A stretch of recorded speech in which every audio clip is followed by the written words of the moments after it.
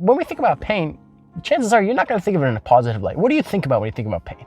Do you think about it physical pain, right? Doing, hardening labor, very tough labor? Do you think of it as emotional pain, going through a heartbreak, losing someone who you love?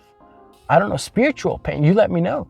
But I think pain is such an amazing motivator. And the first time I heard this was from Dr. Phil, believe it or not, on the Joe Rogan podcast experience. And he said, he was like, pain gets you to do certain things that you otherwise would not have done. Pain and pleasure are huge things in our lives. And what pain is going to do is you're going to sit down, you're going to be eating fast food and fasting fast food. Your stomach's going to really hurt afterwards. You're like, oh man, that was greasy. I don't feel good. And the pain is going to force you to do it another way. When you're walking up steps and you are heavy breathing and you're getting cramps in your stomach, that's pain that's telling you, hey man, you are not in shape. So you either have to take the elevator next time or get in shape. So pain can be an amazing motivator, right? Pain can send you in this dark place where you become better than who you are and pushes you forward.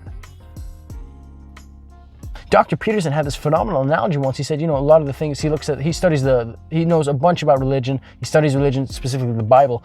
And he painted this picture. He said, listen, a lot of life, you might look at it as a hero. And as a hero, you're going to go off into the darkness and you're going to fight the mighty dragon. You have to fight the mighty dragon. You're going to win. And then when you go further and further into the darkness, a part of you is going to die when you come out. And it has to die so you can be reborn.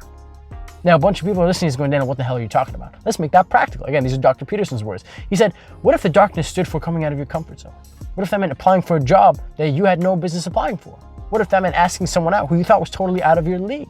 So what if facing the dragon was facing your fears? And going to the darkness was going to the unknown, putting yourself in situations where you weren't confident if you were going to win or not, but that was okay because you did not fear losing. And the idea of dying and being reborn is that part of you that was afraid dies. And guess what happens to your comfort zone? It expands. So you do the uncomfortable. It becomes comfortable and you become a better human being. You become different than what you used to be. Does that kind of make sense? So there really is so much benefit in going into darkness and coming out a better side. One of the big inspirations from Dr. Peterson is a psychologist by the name of Carl Jung. Now, arguably, when you talk about the most famous psychologist in the world, people always talk about Freud, Sigmund Freud, the sexual symbols that came to mind, dreams, the subconscious, that stuff. But I think a guy who's super underrated in the world of psychology, I guess for the general public, is Carl Jung. And Carl Jung was really brilliant because one of the things that really stood out to me was this. He believed that every person had a demon within them. Now, not that you're going to be possessed and you're going to be different, not mythically, not like that. Not like in the 1800s. And we got to like cut you open to bleed it out of you. Not in that sense. But in the sense of everybody is capable of a darkness. Everybody is capable of doing absolutely horrific things that if you did them, you would give yourself PTSD. The way that a soldier goes to war, sees limbs and blood and gets post-traumatic stress disorder and needs therapy, you could do such horrific things that you don't even know that you could give yourself post-traumatic stress disorder. And Dr. Peterson, talks about this and he says, Carl Jung basically said, well, if we look at the Nazis and what they did, and when you ask the Nazis, why did you do these horrible, cruel things to human beings who were Jewish? They said we were just following orders. Were they evil people? Did they not have families to feed? Did they not grow up and go to school and pick up after themselves? So, and basically Dr. Peterson's thing was, hey, 99% of people, 98%, we could take you back to Germany. That if you were growing up in Germany during that time, you could totally be a concentration camp soldier and do absolutely inhumane things to people. So if you think, oh, I'm a saint, no, I would never do that. Under the right circumstances, with the right person in your ear, you are capable of things beyond your imagination. Things that if you knew would keep you up at night. I don't mean to say this to startle you, but I mean to say this to wake you up. I want to remind you that you're one move away from stupidity. And even not stupidity, but you're one move away from an extreme darkness. An analogy that I came up with on my own, please send me a text or let me know if this is anywhere else, but it's imagine you're in a hallway and it's a dark beaten up hallway and there's a door and you know that you shouldn't open the door. You know that you shouldn't open up the door. And you know that everything you feared in life is behind that door. Everything bad about you, all the things that you could possibly do. All the horrible things that you could do to people is behind all those thoughts of doing bad things to other people. For whatever reason, everything that you're afraid of is behind that door. You put your hand on the doorknob and you open it up. And inside is darkness. But you know, your greatest fears are in the darkness. And the only way to get out of that is to fully go in. Go in and close the door. Surround yourself with the darkness. Go into the unknown. Carl Jung believed that all of us are capable of doing horrendous things. And he said the only way that an individual can truly become a whole person is if you confront that dark side of you. Is if you become aware. When you take a step back, the number one step is awareness. Is saying, you know what? I'm a good person. But if I was in a bad situation, if I had bad influencers around me, I could do some horrific things. I could kill some people. I am no saint. I am no angel. My environment plays a huge part. And you're going to say, Daniel, I'm good. I would never do that. Listen, I think I'm a good person too. But also from studying psychology, from studying sociology, from studying philosophy, I understand the impacts that the environment has around you.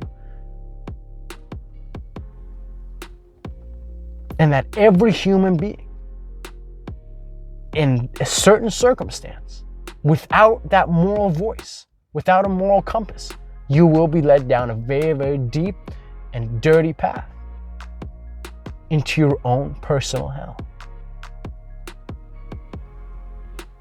Now, contrary to belief, you're going to say, well, Daniel, it's darkness. I want to push it down. My friends, you're only repressing it. You're only hiding it.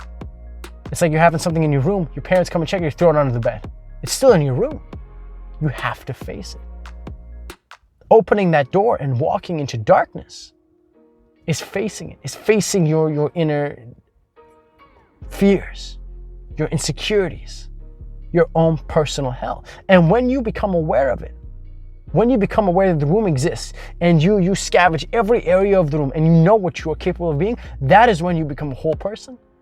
And because you know what you're capable of being, there's that much bigger chance that you will never do it. Why? Because you know that it's a possibility now. If you don't know that a hole exists, would you agree? You have a bigger chance of falling in it. But if you know, oh, there's a hole over there, there's a ditch over there, I could fall in. Don't you think now there's a better chance that you won't fall in? It's not a matter of you have it or you don't. Everybody has it now. But it's about being consciously aware and avoiding it. Excuse me.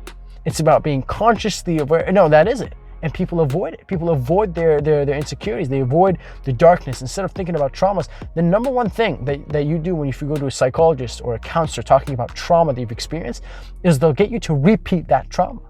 If you were in an accident or an incident which gave you crazy amounts of anxiety, the first thing they will do is describe it to me in in-depth detail.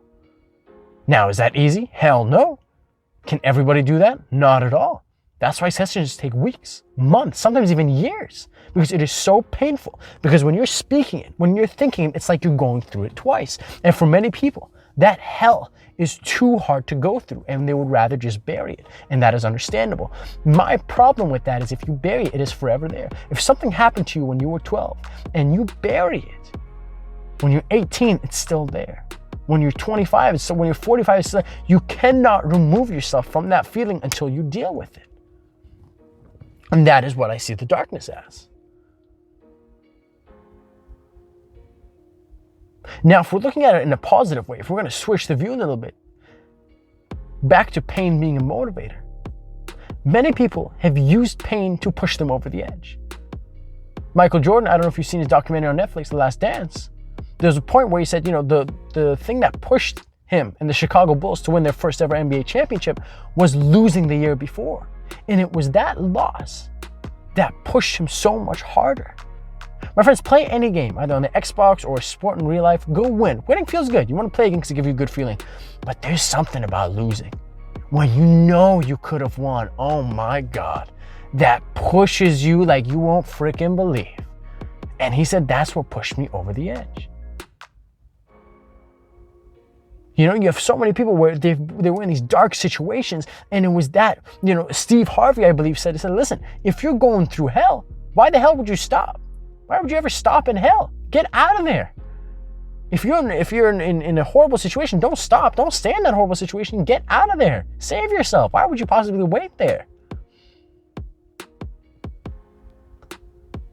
So if we're looking at pain as a motivator, I don't know if anyone here listening to this listens to Kanye West. I don't know how many people know this, but before his big, I would argue, breakthrough album, 808s and Heartbreak, his mother passes away.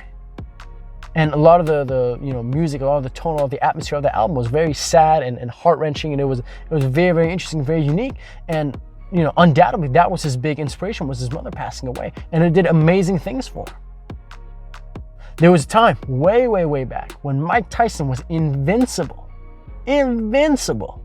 It wasn't a question of, is Mike going to win or is the other guy going to win? It's a question of, hey man, how soon is Mike going to win? Matchup comes up, Mike Tyson versus a young man by the name of Buster Douglas. Buster Douglas wasn't a no-name. He was ranked, he was in the top 10.